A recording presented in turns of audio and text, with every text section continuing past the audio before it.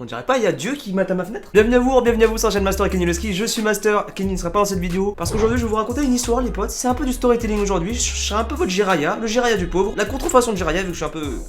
On s'est compris. Moi je vous le dis les potes, mettez-vous bien dans votre canapé, dans votre lit, mettez vos écouteurs, prenez un peu à bouffer, parce que je vais vous raconter une histoire incroyable de malchance, vous allez péter un câble. D'ailleurs c'est même quand je raconte des histoires à la con comme ça là, comme celle qui va suivre, n'hésite pas à liker la vidéo et à me dire en commentaire si tu en veux d'autres des vidéos comme ça, parce que j'ai plein d'histoires un peu connes qui me sont arrivées récemment, et ça peut te faire très rire. Pour cela remontons 2 semaines en arrière les potes, je vais vous raconter l'histoire de comment j'ai failli me faire enfler 1200 balles, sachant que je m'étais déjà fait enfler juste avant. Là je te le dis, c'est clairement une vidéo d'enflure, je me suis fait enfiler comme jamais. C'était un mardi, c'était une journée extrêmement longue le truc. Déjà le matin je me lève, il devait être genre 9-8 heures du mat, je vais à la salle de sport pour faire une séance jambes. Oui, parce qu'un corps de lâche comme le mien, ça s'entretient, je suis désolé. L'après-midi avec ma soeur et ma copine, on avait tourné la vidéo à cheval. Vous savez, quand j'apprenais à faire le galop, tout ça, et où je me suis pété la gueule. J'ai vu que vous avez kiffé ça d'ailleurs. Vous aimez vachement quand moi et Kenny on a l'air de gros cons. Première fois que je faisais autant d'équitation, tu vois. Et c'était pas genre une petite balade à cheval, tu vois, non, c'était vraiment vas-y, galope, trotte, je gagne ma mère là, je fais quoi? J'étais tellement gainé, j'aurais pu accoucher sur le coup. Et le soir même, je vais aider un pote à ramener une putain de machine à laver. Parce que j'avais une voiture et que j'étais dispo. Et c'est ça l'ironie du truc. La voiture, je l'avais à l'époque encore. Ah! Déjà j'étais complètement con, tu vois Rémi mon pote, il me prévient une semaine à l'avance, il me demande ouais gros t'es dispo ou pas, c'est temps-ci genre lundi. Il m'a dit ouais j'ai besoin de ta voiture et de tes muscles pour m'aider à transporter une machine à laver. Ce qui venait d'emménager tu vois. Déjà à partir du moment où un mec me demande qu'il a besoin de mes muscles, ça pue la merde. Il y a une couille dans le truc. C'était évidemment de ma voiture dont il avait besoin. Je sais à quoi ça ressemble tu vois une machine à laver. Je sais que c'est du métal bien lourd, bien casse-couille à transporter dans des escaliers. Rémi voulait quand même que je l'aide à transporter une putain de machine à laver sur 6 étages. Et tu sais c'est pas des étages genre des putains d'escaliers spacieux et tout. Non, c'est des escaliers en tourbillon, colimaçon, je sais plus comment ça s'appelle. Étroit sa mère. Avec des marches bisextiles, y a rien qui va, et c'était pas du tout régulière les marches. Donc je lui dis ouais t'es sûr que tu veux qu'on fasse ça qu'à deux parce que genre en mode ça va être lourd. Il m'a dit ouais t'inquiète j'ai un pote, il a soulevé le matelas que j'ai, il a porté sur 6 étages, c'était dur pour lui mais il a réussi. Donc nous à deux on va réussir avec une machine à laver. Va savoir pourquoi, j'y ai cru. C'est-à-dire que sa comparaison d'une machine à laver avec un matelas, j'y ai cru. Je pense que si j'ai eu un mauvais karma juste après ça, c'est parce que j'étais trop con pour avoir un bon karma. Donc du coup je devais débarquer chez lui lundi. Le problème c'est que j'avais oublié double karma dans ma gueule, j'étais trop con, 2 fois trop con, double karma dans ta race. Du coup on a réussi à se démerder pour refaire ça le mardi. Donc on revient au jour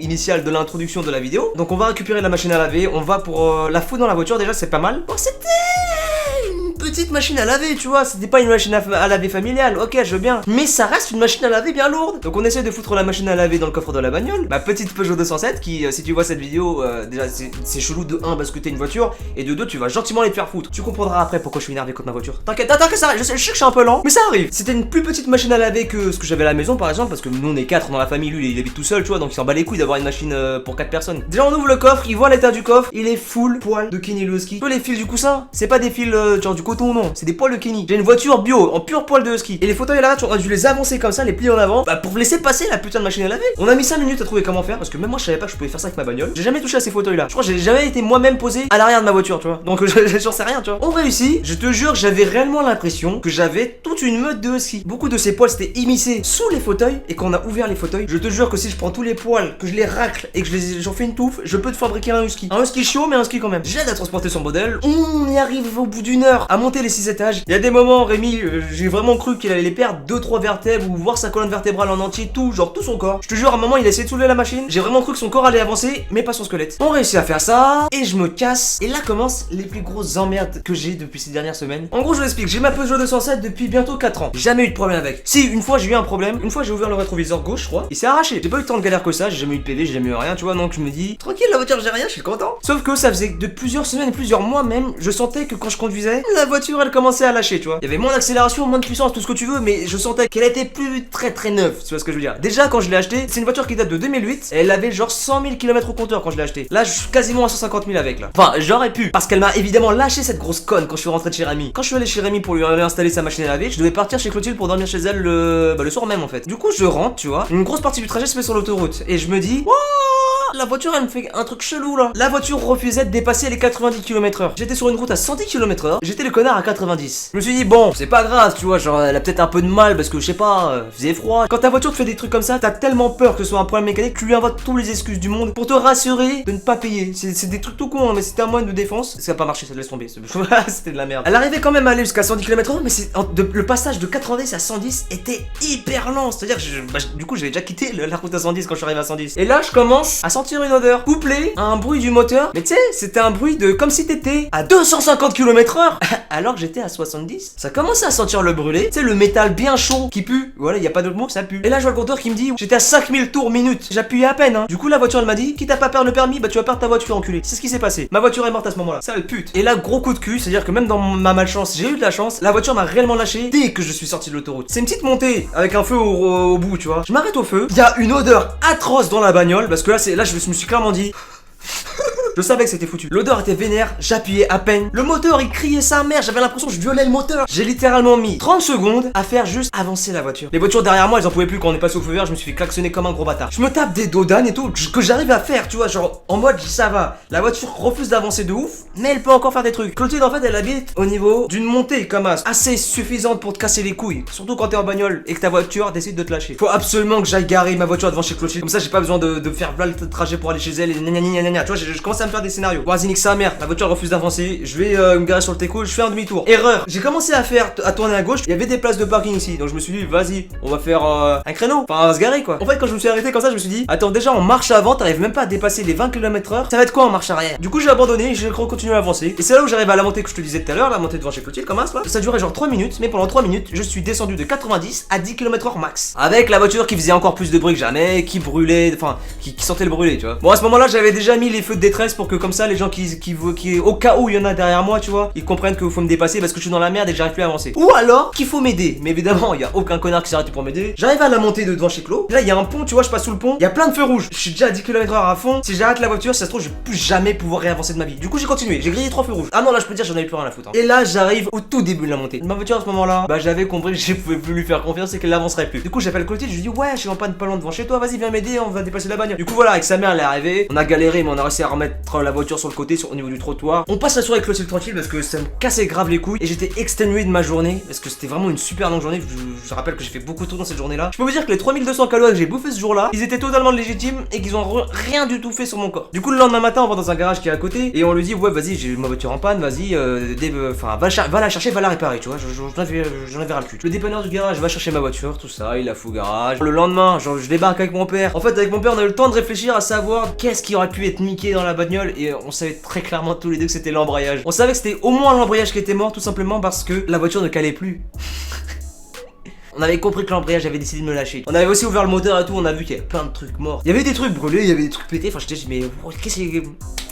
Pourquoi tu me fais ça maintenant? Quand j'ai laissé ma voiture au garage, je lui avais dit que ouais, je pense que c'est l'embrayage qui est mort. Qu'il y a d'autres pièces aussi qui sont un peu foutues, faut les remplacer, tout ça. Je reviens le lendemain avec mon père pour que. Pour qu'il me dise le devis. Il nous confirme tout ce qu'on avait dit, hein, c'est-à-dire que l'embrayage est mort quoi. Enfin, ça le pue. Il m'a dit 1055 €. Là, je peux te dire que j'ai vu flou. Je sais pas si t'as déjà vécu ces mini malaises.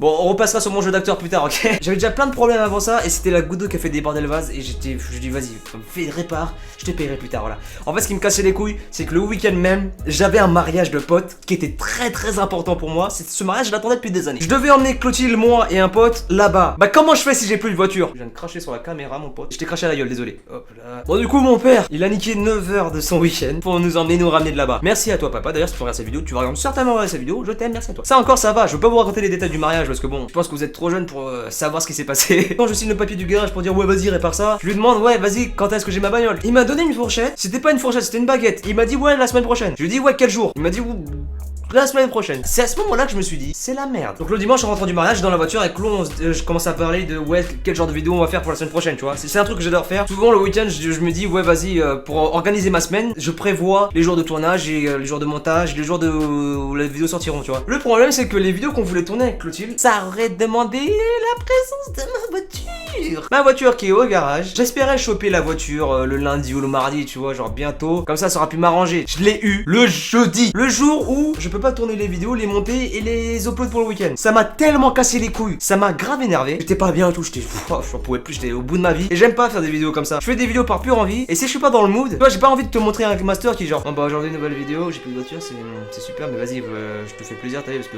voilà, tu me casses les couilles pour faire une vidéo. Bah voilà, tu veux une vidéo, bah, voilà, tu la veux la vidéo, je partirai en couille. Voilà, c'est ça. Moi je fais des vidéos pour me faire kiffer et surtout pour divertir les gens pour qu'ils oublient leurs problèmes. C'est pas pour extasier mes problèmes sur leur gueule. Et extasier n'est pas du tout le bon mot. Du coup, je la récupère le jeudi. Finalement, je paye 1077 balles. Parce que bon, apparemment, il y a des trucs, il fallait rajouter 20 balles à payer. Vas-y, nique ta race. De toute façon, je place après. Hein. J'ai une Peugeot 207. Ben maintenant, je l'appelle la Peugeot 1077. Parce que 1077 balles pour réparer une bagnole, je te jure, ça m'a cassé les couilles. Avec mon père, on a fait moite-moite. Mon père a eu pitié. Vraiment, il a eu pitié de moi. Sauf que, toi, je conduis la voiture, mais vu que je la conduis pas souvent, mon père, il la conduit de temps en temps. Durant le week-end, mon père, pendant qu'il la conduisait, il regarde en dessous de ma bagnole, il voit une fuite. J'ai chez moi, il m'appelle, mon père dit ouais, j'ai cramé qu'il y avait une fuite sur ta bagnole, va falloir qu'on la ramène au garage. Là, je crois que j'ai jamais lâché autant d'insultes devant mon père. C'était abusé. J'étais allé, mais putain, mais ça casse les couilles. Il fait ça 1077 balles, ils savent même pas réparer une bagnole. Mon père il était genre oui, doucement quand même. Du coup, le lundi, donc une semaine et demie après l'accident de l'embrayage là, on ramène la bagnole là-bas. Là, il y a une scène qui est incroyable. On lui dit ouais, il y a une fuite sur la bagnole, elle est vénère. C'est à ce moment-là que j'ai bien vu la fuite et c'était pas genre une fuite genre c'était pas des 2-3 gouttes, c'était une cascade le truc. Enfin, je te jure, j'aurais pu surfer sous ma bagnole. Il prend son téléphone, il met la lampe. Pourquoi t'as pas de lampe de poche? Moi, pour moi, si j'étais garagiste, j'aurais toujours une lampe sur moi, ça me paraît logique. Une petite clé de temps en temps et tout, genre voilà. Là, je chipote. Il est comme ça sous la bagnole à mater, il nous regarde et il fait ah ouais, il y a une fuite.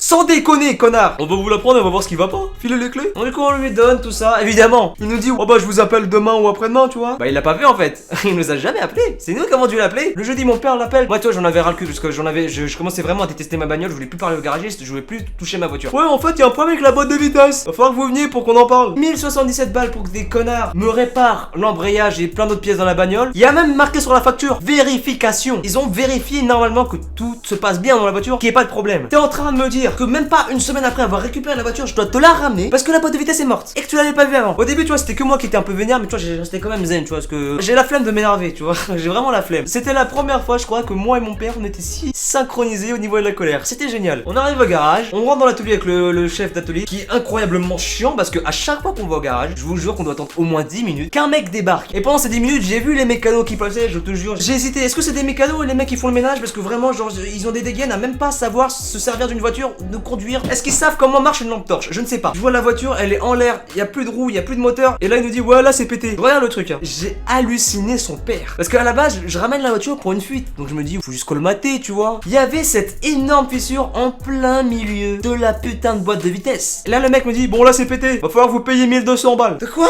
Là, je pense que je me suis jamais autant retenu pour ne pas insulter un inconnu, mais tellement violemment. Là, je pense que si j'avais été archi mal éduqué, je pense que j'aurais tout cassé. Je pense que j'aurais cramé le garage, oui. Avec ma voiture dedans, ouais, j'en avais plus rien à foutre. Hein. Donc là, avec mon père, on lui explique que concrètement, on va rien payer du tout. T'es un baiser. Il y a jamais eu de fuite sur ma voiture. Avant qu'on l'amène au garage, il y a jamais eu de fuite. Le seul truc qui était pété, c'était l'embrayage et plein de petites pièces, mais c'était pas la boîte de vitesse. On laisse la voiture au garage, on la ramène, il y a une fuite. Il y a jamais une fuite avant. Qu'est-ce qui s'est passé? Alors qu'ils disent ouais, on a vérifié tout ça. Ouais, nique ta mère. Hein. Et puis même cette fissure là. Comment veux-tu que moi j'ai pu faire ça? Même avec toute la volonté du monde, hein, j'essaie de trouver des scénarios dans ma tête pour savoir si j'aurais pu réellement péter ce truc. Jamais j'aurais pu faire une fissure pareille. C'est forcément les garagistes qui l'ont niqué et qui ont pas assumé. Ils se sont dit ouais, c'est pété là, mais peut-être que vas-y, il le verra pas. On l'a vu, fils de pute, ça coule.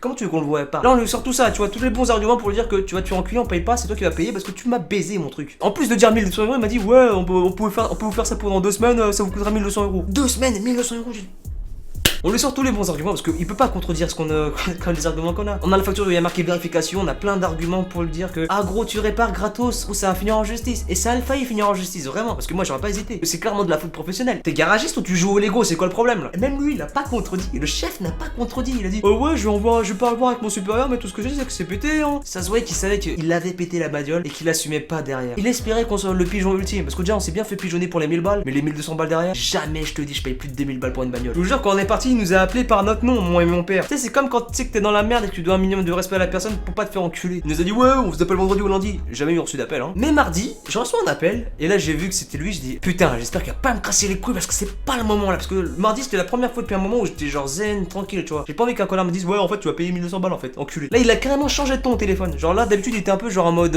oh, un peu blasé, un peu genre en mode bah c'est la vie. Là il était joyeux. Tu vois, genre je sais pas pourquoi il était joyeux. Ouais bah finalement ça, on va tout vous réparer, tout sera à notre charge et désolé de pas vous avoir appelé plus tôt parce que il y avait plein de taf au garage. Donc là tu vois genre ça m'enlève un poids parce que c'est dire je vais pas payer 2200 balles finalement, je suis content. Je suis content. Et là je lui dis ouais, quand est-ce que je pourrais avoir ma bagnole? Je sais pas, il faut que je trouve une boîte de vitesse et je pense que peut-être qu'en fin de semaine ce sera fini. Personnellement je pense que à l'heure où vous allez voir cette vidéo, j'aurai toujours pas ma bagnole. Je suis sûr que je l'aurai la semaine prochaine. Et là, je viens de vous résumer la situation actuelle. Là, je suis en attente de est-ce que ma bagnole, quand je vais la retrouver, est-ce qu'elle sera réellement réparée ou si elle va encore me casser les couilles longtemps. Ceux qui me suivent sur Instagram et sur Twitter ont pu suivre cette histoire via mes tweets et mes stories Insta, tout ça. Mais c'était pas super détaillé. Là, je vous ai tout détaillé en vidéo, un peu trop même, parce que là, ça fait quoi 45 minutes que je filme, c'est quand même, c'est ouf. Ça va être longue la vidéo. Enfin voilà les amis, j'espère que cette vidéo vous aura plu et j'espère que vous allez liker, commenter, partager à fond parce que là mon master il est plus trop bien monétairement, tu vois. N'oubliez pas de aussi de me follow sur les réseaux sociaux, il s'affiche en haut à gauche de votre écran, les liens sont dans la description et n'oubliez pas de vous abonner à la chaîne et de cliquer sur la petite cloche pour être notifié à chaque fois que je vous sors une nouvelle vidéo. Mais voilà, j'espère que ma bagnole sera vite de retour et même si t'es une grosse pute ma petite 207, reviens à la maison s'il te plaît. Bon les gars, on se dit à bientôt pour la prochaine vidéo.